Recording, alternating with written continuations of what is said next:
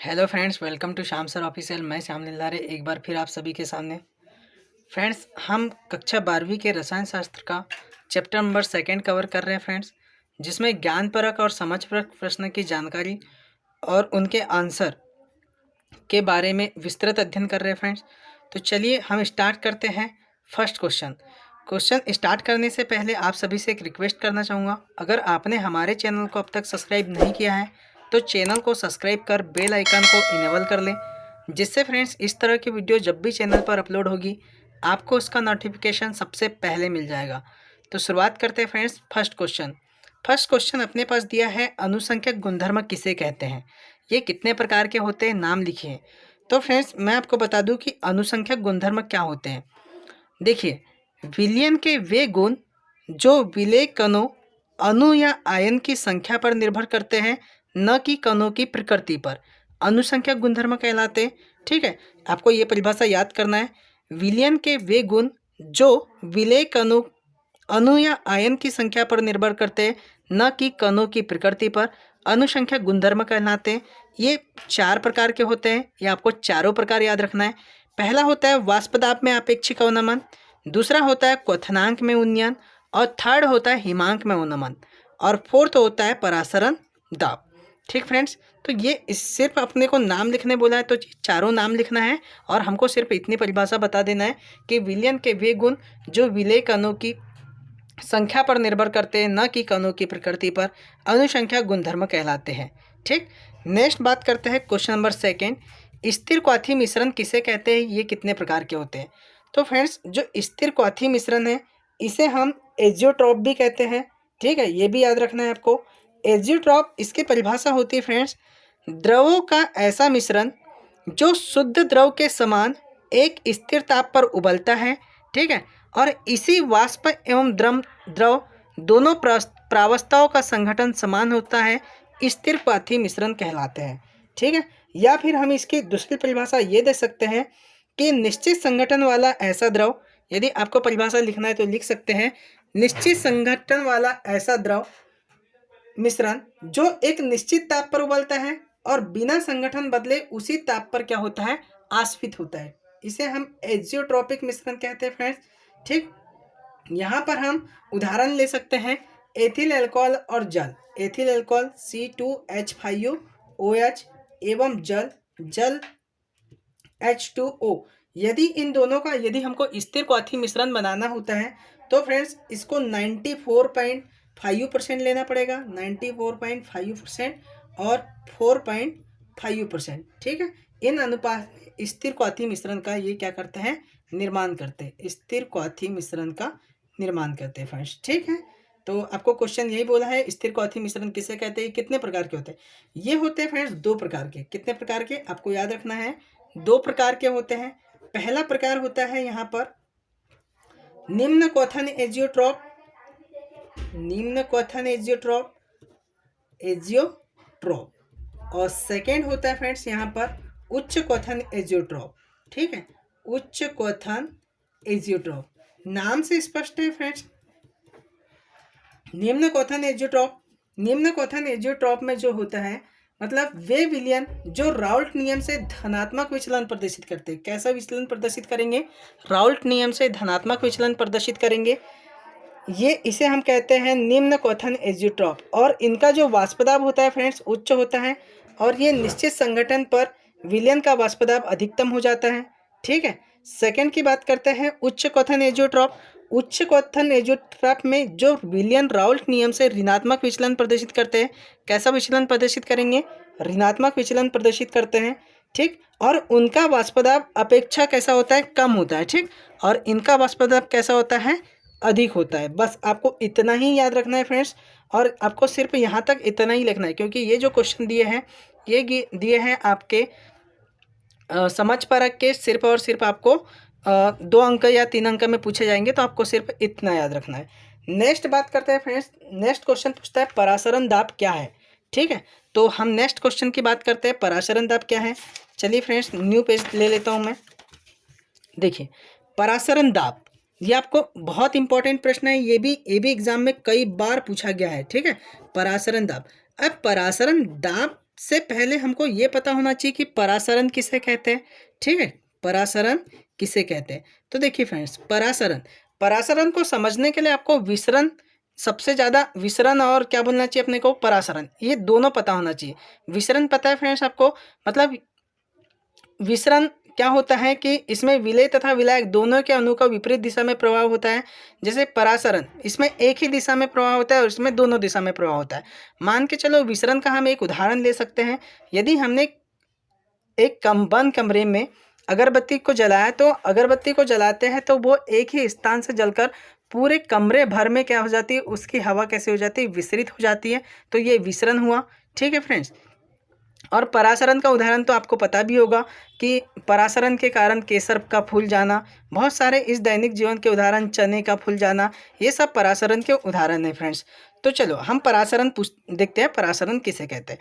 परासरण क्या होता है कि शुद्ध विलायक या तनु विलयन से सांद्र विलयन की ओर अर्धपारगम्य झिल्ली से होकर विलायक के अणु का स्वतः प्रवाह परासरण कहलाता है। किसका प्रवाह?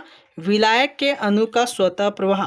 ठीक है, विलायक के अणु का स्वतः प्रवाह क्या कहलाता है?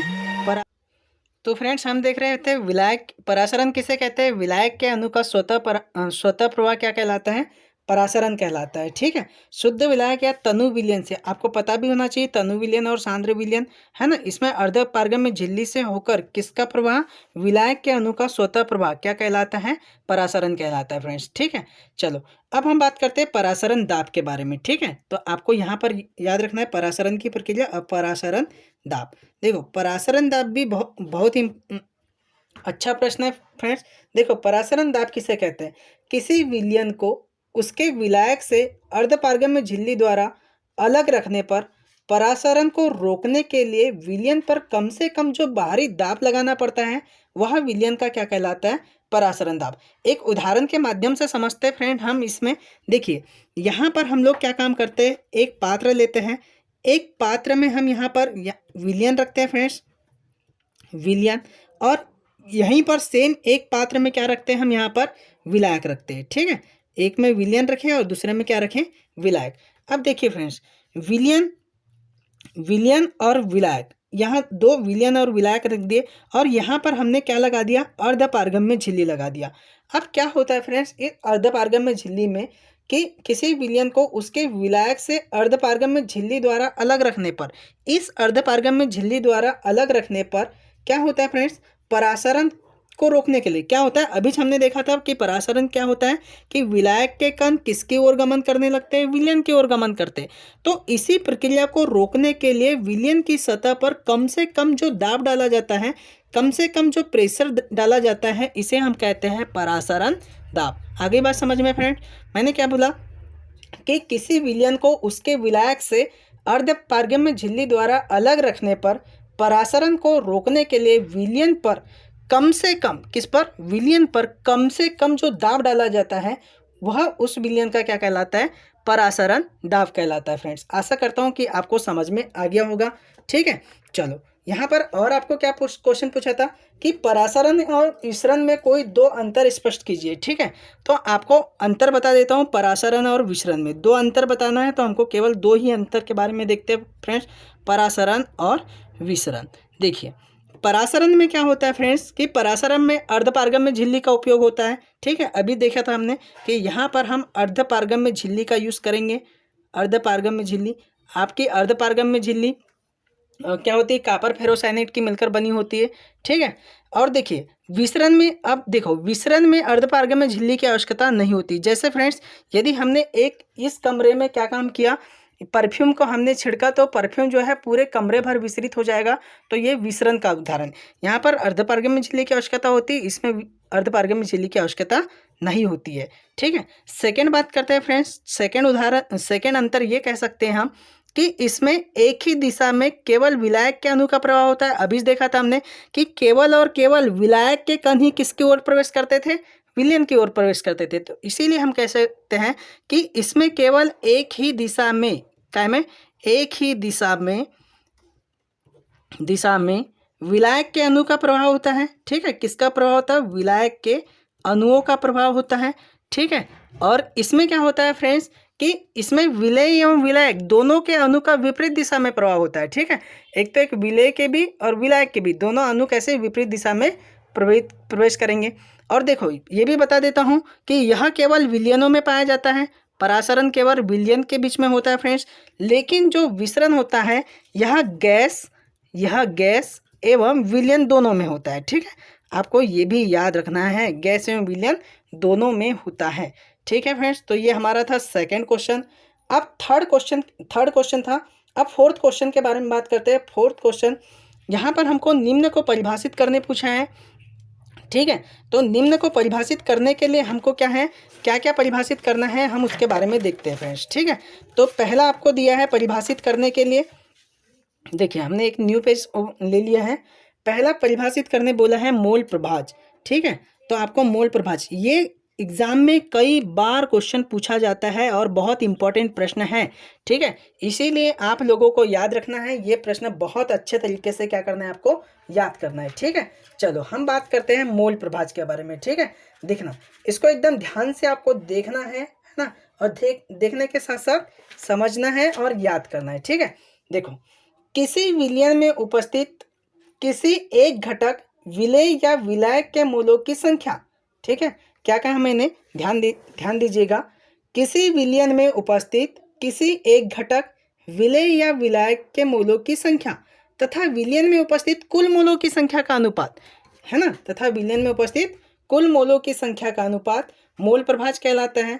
यदि मैं मान लेता हूँ फ्रेंड्स, यदि किसी विलयन में उपस्थित विलायक के मूलों की संख्या, आपको हमेशा याद रखना है विलायक को हम जब भी बात करेंगे तो विलायक को हम ए से प्रदर्शित करते हैं, और जो विलेय होता है इसे हम किससे प्रदर्शित करते हैं, बी से प्रदर्शित करते हैं। तो देखिए फ्रेंड्स, मैंने बोला किसी विलयन में उपस्थित किसी एक घटक, यहाँ दो घटक है, कौन कौन से घटक है हमारे पास, विलेय और दूसरा घटक है हमारे पास विलायक। इन घटक के मूलों की संख्या, इनके मूलों की संख्या, ठीक है, एक तो एक विलेय के मूलों की संख्या या फिर विलायक के मूलों की संख्या, ठीक है, की संख्या तथा विलयन में उपस्थित कुल मूलों की संख्या, इन दोनों के मूलों की संख्या अब तथा विलयन में उपस्थित कुल मूलों की संख्या, ठीक है, के अनुपात को हम मोल प्रभाज कहते हैं। ठीक है, हम कह सकते हैं कि यदि किसी विलयन में उपस्थित विलायक के मूलों की संख्या, मान लेते फ्रेंड हम लोग विलायक के मूलों की संख्या हम इसको Na से तथा विलेय के मूलों की संख्या हम इसको Nb से प्रदर्शित करें, तो हम कह सकते हैं कि विलायक का मोल प्रभाज, ठीक है, विलायक का मोल प्रभाज, इसको हम x से प्रदर्शित करते हैं, x इजिकल टू हो जाएगा Na अपान, ठीक है, यह हो गया विलायक के मूलों की संख्या अपान विलयन में उपस्थित कुल मूलों की संख्या। विलयन में उपस्थित कुल मूलों की संख्या बोले तो Na प्लस Nb, ये हो गया अपना विलायक का मोल प्रभाज। सेकेंड बात करते हैं इसी प्रकार किसका मोल प्रभाज, विलेय का मोल प्रभाज, विलेय का मोल प्रभाज। तो देखिए फ्रेंड्स, विलेय का मोल प्रभाज क्या हो जाएगा, Xp हो जाएगा। अब विलेय के मूलों की संख्या अपॉन किसके, विलयन में उपस्थित कुल मूलों की संख्या Na प्लस Nb के योग के बराबर हो जाएगी। ठीक है, आपको एक और चीज़ ये बता देता हूँ फ्रेंड्स कि यदि हम बात करते हैं विलायक तथा विलेय दोनों के मोल प्रभाज का योग सदैव 1 होता है। ठीक है, अभी हम इसको एक्सप्लेन करके भी देखते हैं, देखिएगा एक्सप्लेन करके देखते हैं। हमने क्या कहा आपको अभी कि विलायक तथा विलेय के मोलों की संख्या, देखो अभी हमने देखा था विलायक के मोलों की संख्या, विलायक का मोल प्रभाज Xa और विलेय का मोल प्रभाज Xb। मैंने आपको ये कहा कि इन दोनों के मोल प्रभाज का योग कितना होता है, सदैव 1 होता है। देखिए तो हम इसको प्रूफ भी करते हैं। हमने देखा Xa plus Xb is equal to, मैं क्या बोल रहा था अभी, 1 होता है। ठीक है, इसको किस प्रकार से प्रूफ करते देखिएगा, है ना। देखिए अभी Xa को हमने क्या लिखा था, Na अपान में क्या Na प्लस Nb, और Xb को क्या लिखना चाहिए, Nb अपान में क्या Na प्लस Nb। ठीक है, अब देखिए दोनों में मैं एलसीएम ले लेता हूँ, क्या आ जाएगा Na plus Nb, Na plus Nb से Na plus Nb cancel, Na plus Nb, ठीक है, ये कैंसिल हो जाएगा और इनका मान आ जाएगा 1। तो आपको एक अंक में ये क्वेश्चन पूछा जाता है कि विलायक तथा विलेय के मोल प्रभाज का योग कितना होता है, तो आपको याद रखना है फ्रेंड्स, विलायक तथा विलेय के मोल प्रभाज का योग कितना होता है, 1 होता है। ठीक है, ये आपको याद रखना है। सेकेंड आपको पूछा है ppm, ठीक है। आपको ये भी बहुत बार एग्जाम में पूछा गया क्वेश्चन है ppm। सबसे पहले तो हमको ppm का फुल फॉर्म पता होना चाहिए क्या होता है, ठीक है। देखिए ppm, ppm बोले तो पार्ट्स पर मिलियन, ठीक है, पार्ट्स पर मिलियन, ठीक है फ्रेंड्स। देखिए पार्ट्स पर मिलियन, इसकी सबसे पहले हम परिभाषा देखते हैं। देखो यह इकाई तब उपयोग में लाई जाती है फ्रेंड्स जब विलयन में विलेय का सांद्रण बहुत कम हो। किसका सांद्रण कम हो? विलयन में विलेय का सांद्रण बहुत कम हो, ठीक है। ये इकाई तब यूज की जाती है। देखिए हम ppm, तो यदि इसको मान के चलो कि 1 किलोग्राम, एक उदाहरण लेते हैं कि 1 किलोग्राम समुद्री जल में, ठीक है, किसमें 1 किलोग्राम समुद्री जल में विलेय O2 का द्रव्यमान लगभग 5.8 इंटू 10⁻³ हो, ठीक है, ग्राम हो, ठीक है। समुद्री जल में 5.8 ग्राम ऑक्सीजन है, अतः समुद्री जल में ऑक्सीजन का सांद्रण कितना होगा? 5.8 ppm होगा, ठीक है। इसको आपको ppm को इससे प्रदर्शित ppm, घटक A का द्रव्यमान, किसका? घटक A का द्रव्यमान अपान विलयन का कुल द्रव्यमान, ठीक है, विलयन का कुल द्रव्यमान इंटू में हो जाएगा 10⁻⁶, ठीक है। ये होता है फ्रेंड्स ppm, ठीक है फ्रेंड्स। तो हमने आज यहाँ पर 3 या 4 प्रश्न को देखा है फ्रेंड्स। तो इसी तरीके से हम आगे भी प्रश्न को देखेंगे, ठीक है। तो यदि आपको हमारा वीडियो अच्छा लगता है तो वीडियो को लाइक करना है फ्रेंड्स, और अपने दोस्तों में शेयर करना है, ठीक है। और इस तरह से आप अपनी पढ़ाई को रेगुलर रखिएगा।